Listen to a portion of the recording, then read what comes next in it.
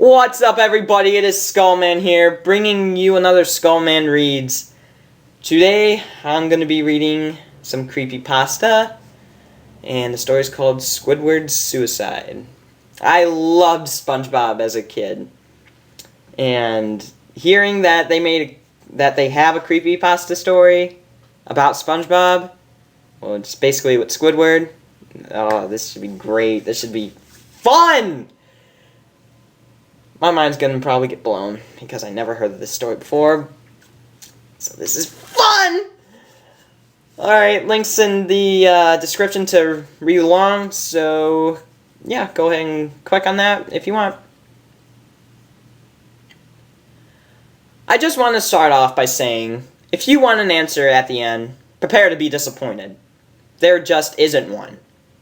I was an intern at Nickelodeon Studios for a year in 2005 for my degree in animation. It wasn't paid, of course. Most internships aren't. But I did have some perks beyond education. To adults, it might not seem like a big one. But most kids at the time would go crazy over it. Now, since I work directly with the editors and animators, I got to view the new episodes days before they aired. I'll get right to it without giving too many unnecessary details. They had very recently made the SpongeBob movie, and the entire staff was somewhat sapped of creativity, so it took them longer to start up the season. But the delay lasted longer for more upsetting reasons.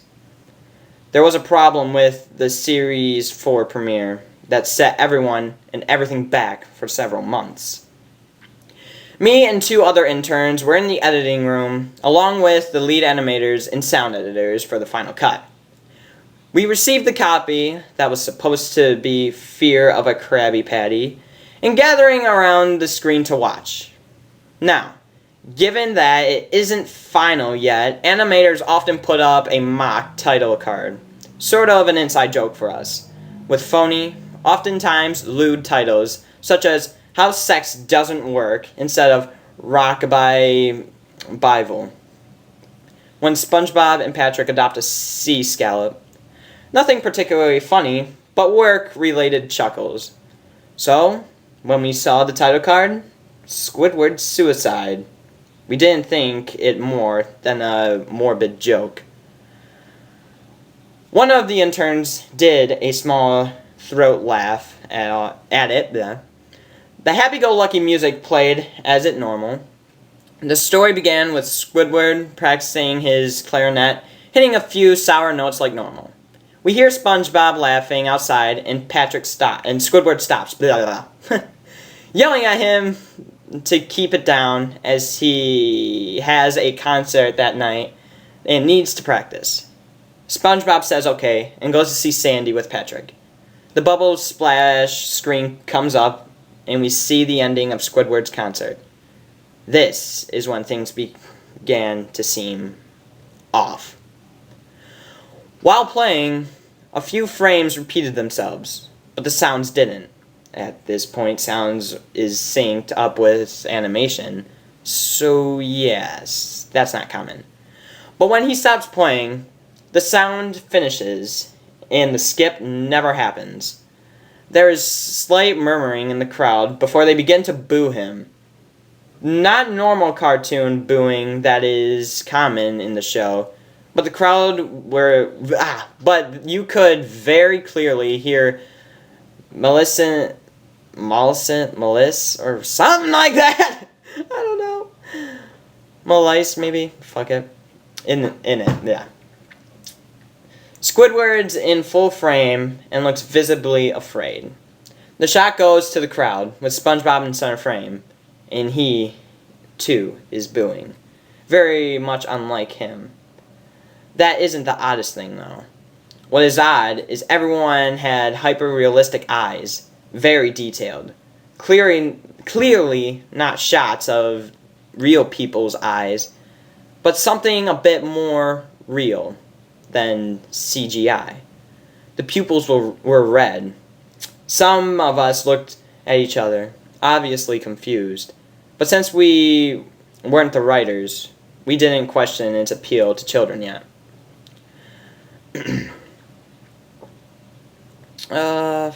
Shit. Oh, okay. I don't know what happened there. But the shot goes to Squidward sitting on the edge of his bed, looking very forlorn. The view out of his porthole window is of a night sky, so it isn't very long after the concert. The unsettling part is at this point. There is no sound. Literally, no sound. Not even the feedback from the speakers in the room. It's as if the speakers were turned off, though their status showed them working perfectly. He just sat there, blinking, in this silence for about 30 seconds. Then, he starts sobbing softly. He puts his hands, or tentacles, over his eyes and cried quietly for a full minute more.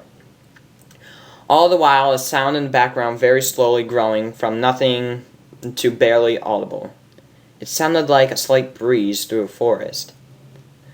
The screen slowly begins to zoom in on his face. By slow, I mean it's only noticeable if you look at shots 10 seconds apart side by side. His sobbing gets louder, more full of hurt and anger. The screen then twitches a bit, as if it twists in on itself. For a split second, then back to normal. The wind through the trees sound gets slowly louder and even more severe. Or severe, yeah, blah, blah. As if a storm is brewing somewhere. The eerie part is the sound. And Squidward's sobbing sounded real. As if the sound wasn't coming from the speakers, but as if the speakers were holes the sound was coming through from the other side. As good as sound as the studio likes to have, bleh, they don't purchase the equipment to be that good to produce sound for that quality. Below the sound of the wind and sobbing, very faint, something sounded like laughing. It came at odd intervals and never lasted more than a second, so you had a hard time pinning it. We watched this show twice, so pardon me if things sound too specific, but I've had times to think about them. After 30 seconds of this, the screen blurred and twitched violently, and something flashed over the screen, as if a single frame was replaced. The lead animation editor paused and rewound the frame by frame. What we saw was horrible. It was a still photo of a dead child. He couldn't be more than 6. The face was mangled and bloodified, or bloodied, maybe? One eye dangling over his upturned face, popped. He was naked down to his underwear, his stomach crudely cut open, and his entrails lying beside him. He was laying on some pavement that was probably a road. Jeez. The most upsetting part was that there was a shadow of the photographer. There was no crime tape, no evidence, tags, or markers, and the angle was completely off for a shot designated to be evidence. It would seem the photographer was the person responsible for the child's death. We were, of course, mortified, but pressed on, hoping that it was just a silly joke. The screen flipped back to Squidward, still sobbing, louder than before, and half body and frame. There was now what appeared to be blood running down his face from his eyes. The blood was also done in a hyper-realistic style, looking as if you touched it, you'd get blood on your fingers. The wind sounded now as if it were that of a gale blowing through the forest. There were even snapping sounds of branches. The laughing, a deep baritone, lasting at longer intervals and coming more frequently. After about 20 seconds, the screen again twisted and showed a single frame photo. The editor was reluctant to go back. We all were. But he knew he had to. This time the photo was that of what appeared to be a little girl, no older than the first child. She was laying on her stomach. Oh, God. Her barrelets, I think that word is, in a pool of blood next to her. Her left eye was too plopped out and popped, naked except for underpants. Her entrails were piled on top of her above another crude cut along her back. Again, the body was on the street, and a photographer's shadow was visible, very similar in size and shape to the first. I had to choke back vomit, and one intern, the only female in the room, ran out. The show resumed. Jeez. About 5 seconds after this second photo played, Squidward went silent, as did all sounds, like it was when this scene started. He put his tentacles down, and his eyes were now done in hyper-realism, like the others were in the beginning of this episode. They were bleeding, bloodshot, and pulsating. He just stared at the screen, as if watching the viewer. After about 10 seconds, he started sobbing, this time not covering his eyes. The sound was piercing and loud, and most fear-inducing of all his sobbing was mixed with screams. Jeez. Tears and blood were dripping down his face at a heavy rate. The wind sound came back, and so did the deep voice laughing. And this time, the still photo lasted for a good 5 frames. The animator was able to stop it on the 4th and backed up. This time the photo was of a boy, about the same age, but this time the scene was different. The entrails were just being pulled out from a stomach wound by a large hand. Jeez. The right eye popped and dangling, blood trickling down it. The animator proceeded. It was hard to believe, but the next one was different, but we couldn't tell what. He went on to the next, same thing. He went back to the first and played them quicker, and I lost it. I vomited on the floor. The animating and sound editors gasping at the screen. The 5 frames were not as if they were 5 different photos. They were played out as if they were frames from a video. We saw the hands slowly lift out the guts. We saw the kid's eyes focus on it. We even saw 2 frames of the kid beginning to blink. Oh my God! The lead sound editor told us to stop. He had to call in the creator to see this. Mr. Hillenberg arrived within about 15 minutes. He was confused as to why he was called down there, so the editor just continued the episode. Once the few frames were shown, all screaming, all sounds again stopped. Squidward was just staring at the viewer, full frame on the face, for about 3 seconds. Then shot quickly panned out, and a deep voice said, "Do it." And we seen in Squidward's hands a shotgun. He immediately puts the gun in his mouth and pulls the trigger.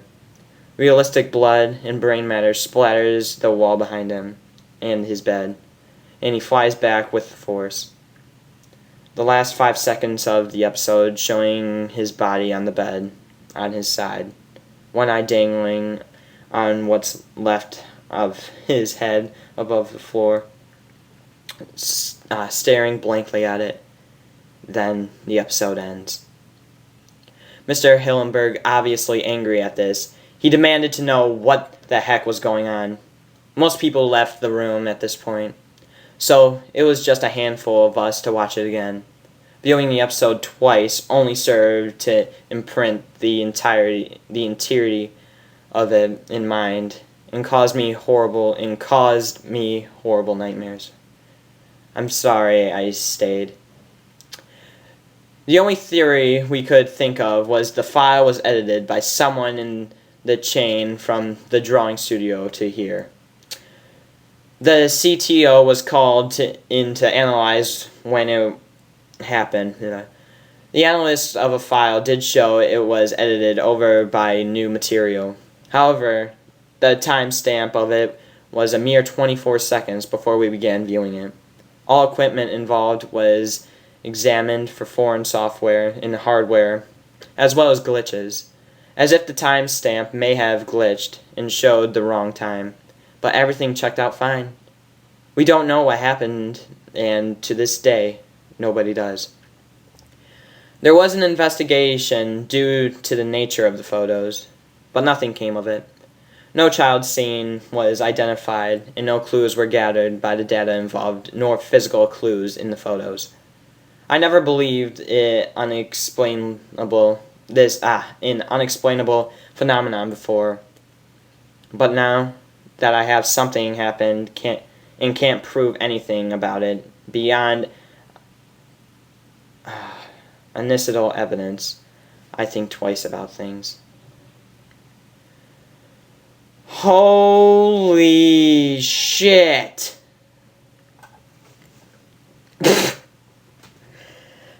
That story. That's all I can say. That story. That shit's crazy. God damn. Wow. Oh, Jesus Christ. Man, that was pretty freaky. Wow.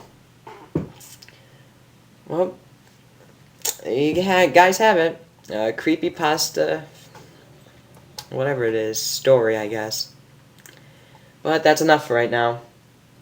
Comment the video down below, like it, and add it to your favorites. Subscribe to become awesome today, and I'll see you guys next time. Alright, goodbye everyone.